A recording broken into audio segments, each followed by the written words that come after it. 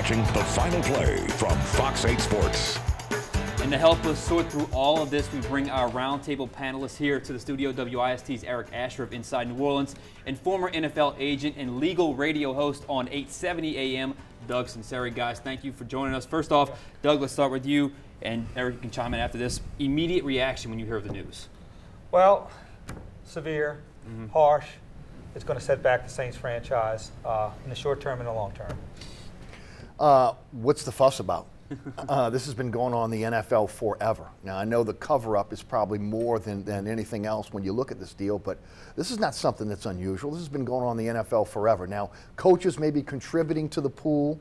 Of course, maybe the NFL coming to the general manager and the head coach and saying, cease and desist. NFL's hypocritical in this situation. You know, they market these big hits on these videos, but at the same time now they're trying to pull back. And a lot of that, I think, stems from lawsuits that are going on right now with former NFL players. That's an interesting take on the whole situation. It really is. But, Doug, you understand league rules because you've dealt with them as a former agent. How severe do you think the punishment will be against the Saints? Well, I would guess, first of all, there's two components of what's wrong. One is the circumvention of the salary cap. And NFL and its Constitution and its labor agreement has very, very strict penalties for circumvention of the salary cap. The second aspect is protecting the integrity of the game. And you got them all wrapped up in one. For example, Spygate was only integrity of the game. Didn't have circumvention of the salary cap. I'm guessing you might have $3 or $4 million of fines. You'll have wholesale suspensions. And you'll have a team in draft picks maybe next 2 or 3 years that are going to be taken away. It is going to gut a lot of the things that a team needs to be successful. Are you surprised at how detailed the system went? We saw $50,000 throughout the 2009 playoffs. I mean, are you surprised at how deep the system went? Well, I don't know if I'm surprised. I mean, again, what I'm surprised is with the NFL, who has a security force that's as good as the FBI, then it took this long. It took 2 or 3 seasons for them to really come down on the Saints. Obviously, this investigation started about 2010. And of course, at that point, everyone in the front office was alerted to what was going on.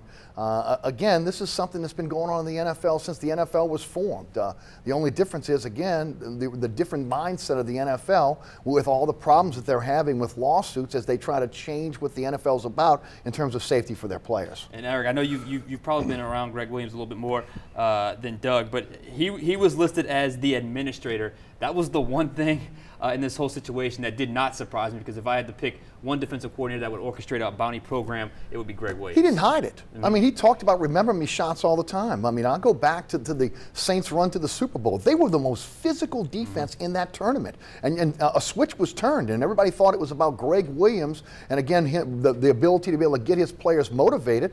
I don't know, when you're making millions of dollars, if $50,000 in a pool or $10,000 in a pool is going to motivate you to be able to take a player out more than obviously winning a Super Bowl championship. Yeah, he definitely had a lot of bravado, very brash, one of the brashest coaches I met up close and personal.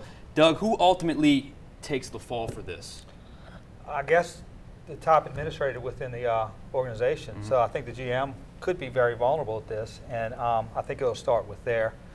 So I think the general manager, depending on what he knew, how much, when did he know it, what information did he provide to the league, that's going to be very important as to determine the nature of his sanction and whether he's going to have be able to keep his job.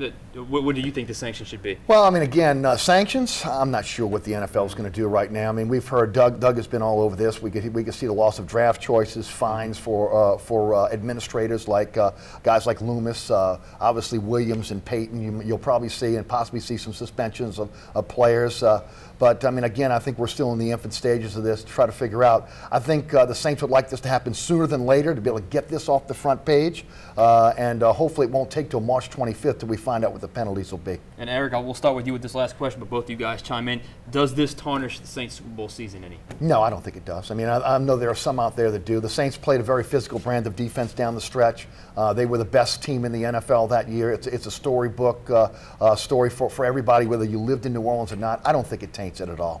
Doug?